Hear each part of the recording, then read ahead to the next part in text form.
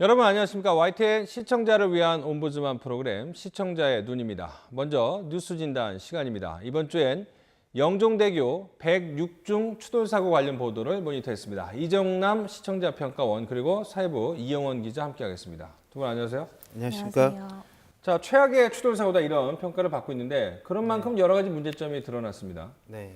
지난 11일 인천 영종대교에서 106대의 차량이 추돌한 사고가 발생했습니다.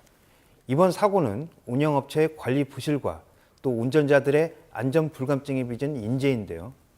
안개로 인해 가시거리가 10m에 불과한 상태에서 운전자들이 속도를 줄이지 않아 연쇄 추돌로 이어진 것입니다. 영종대교에서는 2001년도에도 안개 때문에 12중 추돌 사고가 발생했고 또 이날 오전에도 5중 추돌 사고가 발생했는데도 운영업체의 대응은 안이하고 허술하기 짝이 없었습니다. 운영업체는 바람이 많이 불어 교량 위에 대형 전광판을 설치하는 것이 위험하다며 영종대교에 단 한 개의 전광판도 설치하지 않았던 것으로 확인되었습니다. 다리 양 옆에 계측 시설인 기상 정보 시스템을 설치해 놓고 또 가변 정보 표지판에 정보를 올리는 게 전부였습니다. 또한 사고 현장이 통제되기까지 20여 분이나 걸렸을 만큼 초동 대응도 엉망이었습니다. YTN은 사고 직후 2차 피해를 막기 위해 목격자의 전화 연결을 하는 등 속보를 전했는데요. 현장 영상도 TVU를 활용해 촬영 기자가 취재한 영상과 제보 영상이 생생하게 시청자에게 전달된 점이 돋보였습니다. 영종대교는 해무가 자주 끼고 교량이어서 사고 발생 시 대형 피해로 이어질 수 있는 만큼 더 강력하고 세밀한 도로교통법의 기준이 필요해 보이는데요. 지금까지 밝혀진 사고 원인과 또 수습 과정에 대해 설명해 주시기 바랍니다. 자, 피해도 컸고 사고 원인 규명도 필요한데요. 어떻게 취재를 했습니까? 네, 지난 11일 영종대교에서 발생한 106중 추돌 사고로 2명이 숨지고 70여 명이 다쳤죠. 사상자들은 18개 병원으로 나뉘어 후송됐는데 지금도 일부는 병원에서 치료를 받고 있습니다. 이번 대형 추돌 사고의 가장 큰 원인으로 꼽히는 것은 안개입니다. 사고 당시 짙은 안개로 가시거리가 10m에 불과했는데요. 바로 앞에서 달리는 차량의 비상등도 확인하기 힘든 정도였습니다. 이런 상황에서 차량들이 속도를 줄이지 않고 과속을 하면서 106중 추돌이란 큰 사고가 일어난 것으로 추정되고 있습니다. 운전자들이 속도를 줄이지 않은 데는 이를 강제하는 규제가 없었던 탓이 큰데요. 즉 사고 발생 당일 안개가 심해 오전 9시쯤 속도를 반으로 줄이라는 전광판 안내와 경고 방송이 있었지만 강제성이 없었기 때문에 운전자들이 이를 따르지 않았을 가능성이 큰 겁니다. 이와 더불어 대형 사고가 발생할 때마다 지적되는 안전 불감증도 이번 사고의 한 원인이 됐습니다. 운전을 할 때 안개로 인해 가시거리가 100m 아래로 떨어지게 되면 차량 속도를 절반으로 줄이고 앞차와의 안전거리를 충분히 확보해야 합니다. 이 같은 기본 안전수칙을 지키지 않은 일부 운전자들의 안전 불감증이 더해져 106중 추돌이란 대형 교통사고로 이어졌다는 지적이 있습니다. 이 점은 경찰이 사고 차량 블랙박스 화면을 분석한 결과에서도 드러났습니다. 당시 차량 블랙박스 화면에는 관광버스 한 대가 1차선을 이용해 갑자기 속도를 내며 추월에 나서다가 앞서 서행하던 승용차와 중앙분리대를 잇따라 들이받는 모습이 고스란히 담겼습니다. 이후 버스 2대를 비롯해 뒤따르던 차량 8대가 연쇄 추돌했고 경찰은 이때를 영종대교 106중 추돌 사고의 시작점으로 판단하고 있습니다.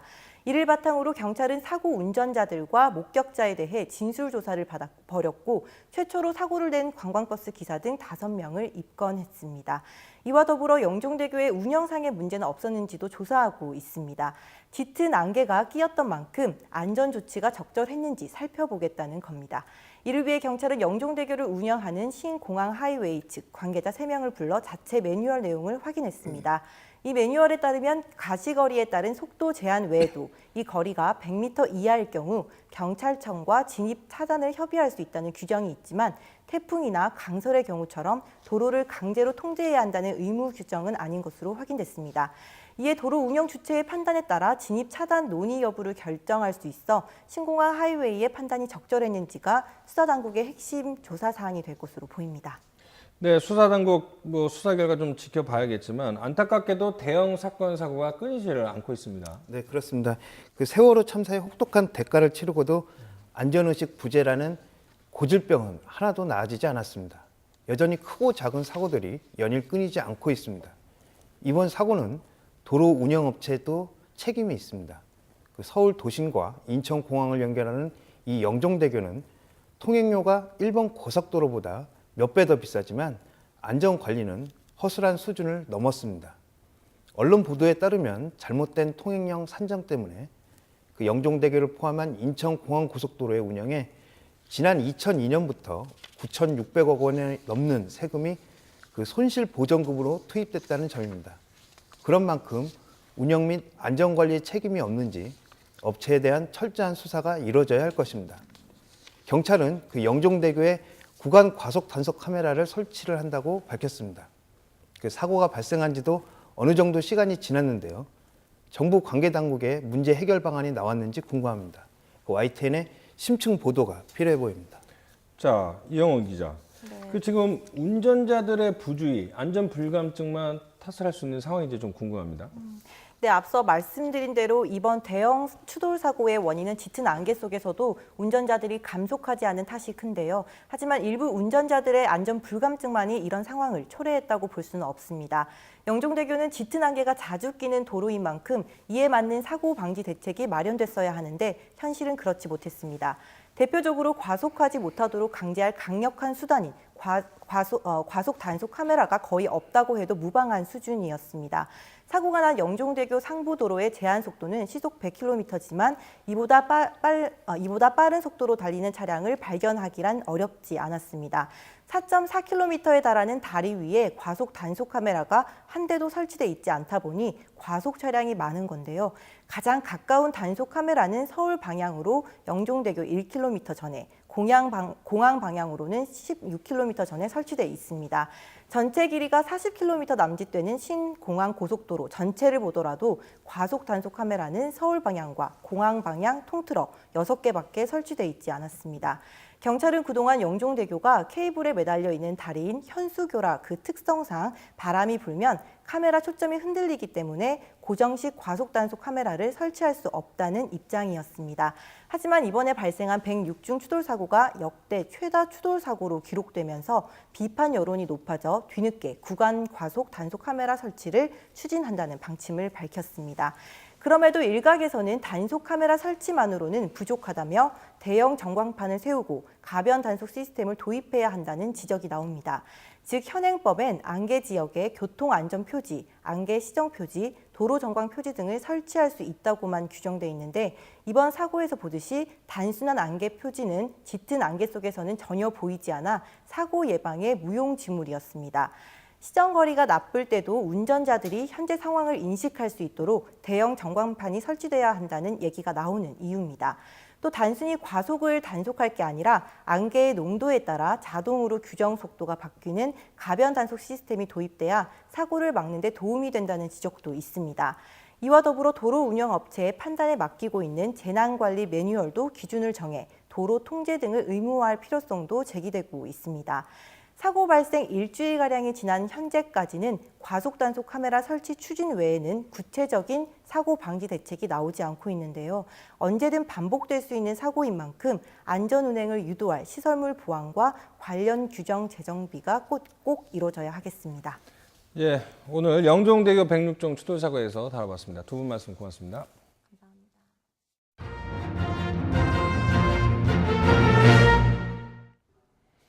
이번에 시청자들께서 직접 만든 프로그램을 소개하는 시간입니다.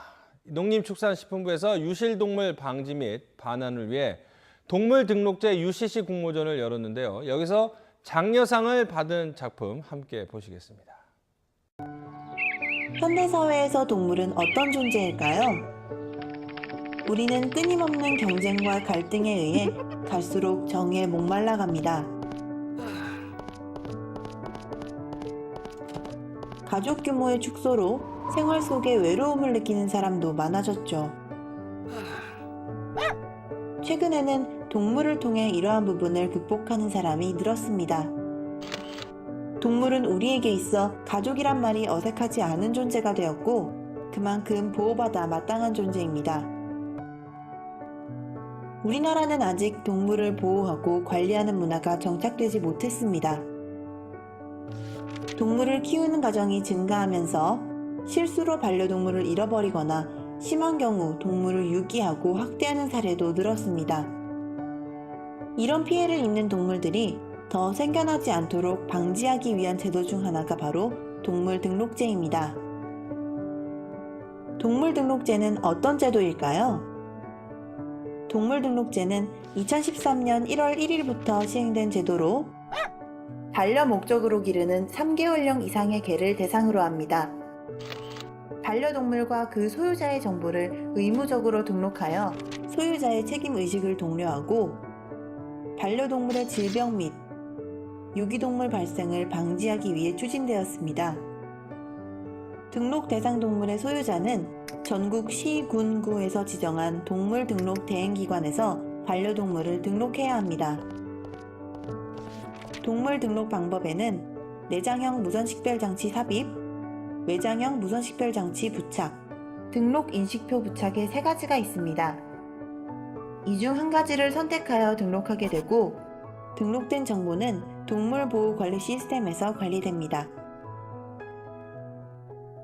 동물 등록을 통해 길 잃은 반려동물은 보다 빨리 가족의 품으로 돌아갈 수 있습니다.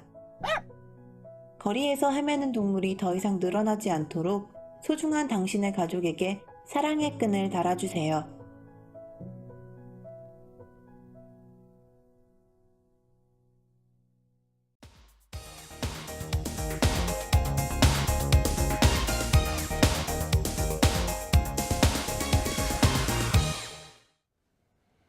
지상파 DMB 채널인 YTN DMB 프로그램을 평가하는 내가 본 YTN 순서입니다. 이번 주엔 IT 이슈 매거진에 대한 김정수 평가원의 의견을 들어보겠습니다. 안녕하세요. YTN 시청자평가원 김정수입니다. 길고도 짧은 설 연휴 어떻게 지내고 계신가요? 해마다 설이면 귀성 귀경길은 그야말로 교통 대란이 일어납니다. 우리에게 연휴가 시작되면서 뉴스마다 나오는 설 교통 방송이나 막히고 밀리는 고속도로는 그다지 낯설지 않은 모습입니다. 이렇게 꽉 막힌 도로에서 한 번쯤은 하늘을 날아다니는 자동차를 상상한 적 있으실 텐데요. 이번 달 초 YTN 뉴스에서 하늘을 나는 자동차에 한결 가까워진 에어로모빌에 대한 소식을 보면서 과학기술의 발전에 새삼 놀라움을 느꼈습니다. 이렇게 우리가 잘 알아채지 못하는 사이에도 세상은 시시각각 빠르게 변화하고 있습니다. 오늘은 조금 어렵게 느껴질 수 있는 IT나 과학에 대한 정보를 쉽게 풀어주는 YTN의 새로운 프로그램 IT 이슈 매거진을 살펴보고자 합니다.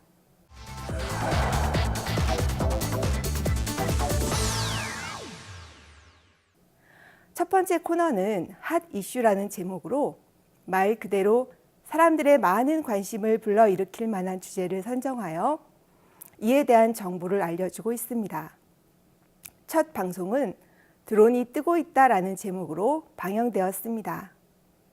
방송을 시작하면서 스튜디오에 드론이 직접 등장해 비행하는 생생한 모습을 볼 수 있어 앞으로 이어질 방송에 대한 기대감을 높여주었습니다. 뒤이어 진행자는 드론의 정확한 의미를 알아본 뒤 드론의 역사에 대한 설명을 해주었습니다. 이를 통해 전쟁과 전투, 감시용으로 시작하였던 드론이 1990년대에 들어서면서 산불 감지나 환경 감시용 혹은 환경 조사와 같이 평화로운 방향으로 사용되었음을 알 수 있었습니다. 이런 과정에서 진행자의 재미있는 설명과 다양한 자료 화면이 잘 어우러져 지루하지 않고 흥미롭게 방송을 시청할 수 있었습니다. 무엇보다 인상적이었던 것은 손목시계처럼 팔에 차고 있다가 필요할 때 풀러서 영상이나 사진을 찍어주는 드론이나 배달하는 드론에 대한 것이었습니다.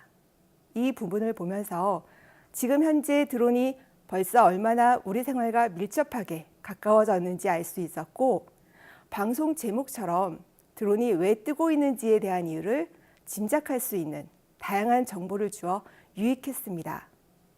이어서 드론 전문가가 출연해 드론이 나는 원리부터 드론의 종류와 종류별 차이 등을 설명해 주어 깊이 있는 이해를 도왔고, 드론으로 인해 생길 수 있는 사생활 침해라는 문제를 짚어본 뒤 드론의 미래까지 살펴보았습니다.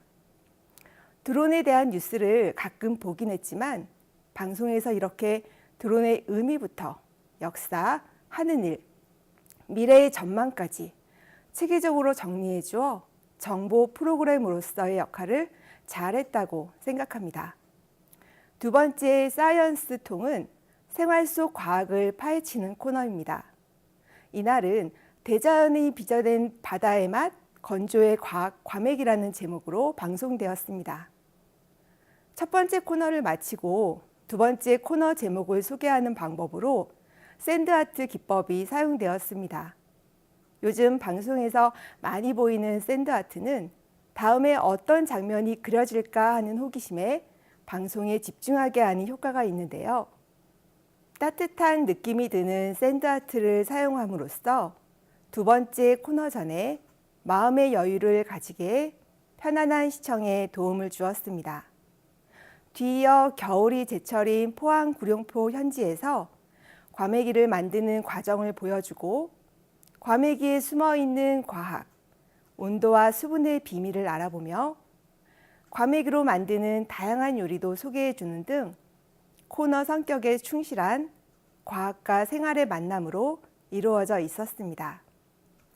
이렇게 IT 이슈 매거진은 전체적으로 프로그램의 취지를 잘 살렸고 유익하고 재미있는 내용으로 이루어져 있는 것으로 보입니다. 하지만 조금 아쉬운 부분도 눈에 띄었습니다. 첫 번째 코너에서 진행자가 진행 도중에 내용을 확인하거나 궁금한 부분을 작가에게 물어보는 장면이 있었습니다. 자연스러운 모습이기도 하지만 코너 형식이 뉴스 전달식이고 20분이 채 안 되는 첫 번째 코너에서 3번이나 계속되는 질문과 답변은 진행자의 시선이 시청자로부터 벗어나 방송의 집중도를 흐리게 한다는 생각이 들었습니다. 또한 드론의 문제점으로 사생활 침해를 짚어주었는데요.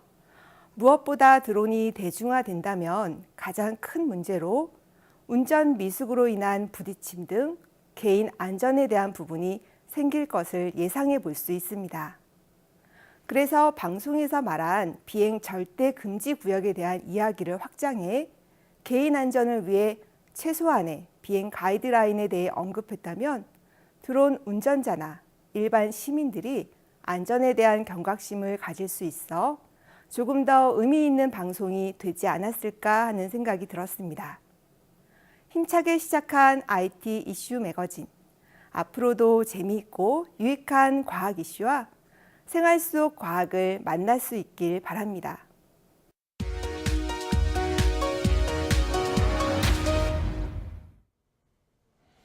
이번 순서는 시청자들의 지적 사항을 정리한 모니터 보고 시간입니다.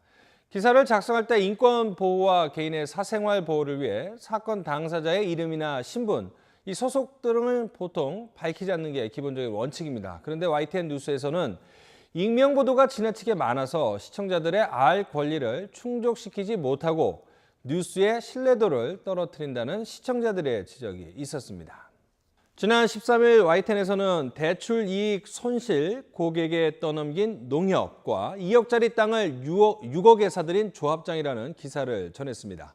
이 기사에서는 둘 다 농협의 비리를 단독 보도했는데 앞에 보도한 리포트에서는 해당 농협이 어디인지 밝히지 않았고 뒤에 보도한 리포트에서는 경주 안강 농협이라고 밝혀서 실명 보도와 익명 보도의 잣대가 오락가락했습니다. 이 같은 날 수원지법원장 정치 편향 판사 댓글 문제라는 기사에서는 문제의 판사를 이모 부장 판사라고 익명 보도했습니다. 이미 이영한이라는 실명이 나오는 상황에서 실명 보도가 필요해 보였다는 지적이 있었습니다. 또 국악단 감독, 단원들 성추행 의혹이라는 기사에서는 해당 국악단이 어디 지자체 소속인지 정보가 없었습니다. 그런데 앵커 배경 화면을 비롯해 리포트 화면 곳곳에는 천안시 국악관 현악단이라고 등장해서 이 리포트에서도 정확히 말해주는 것이 적절했다는 시청자 지적이 있었습니다. 또 시청자들은 실명 보도의 기준을 명확히 할 것을 요구했습니다.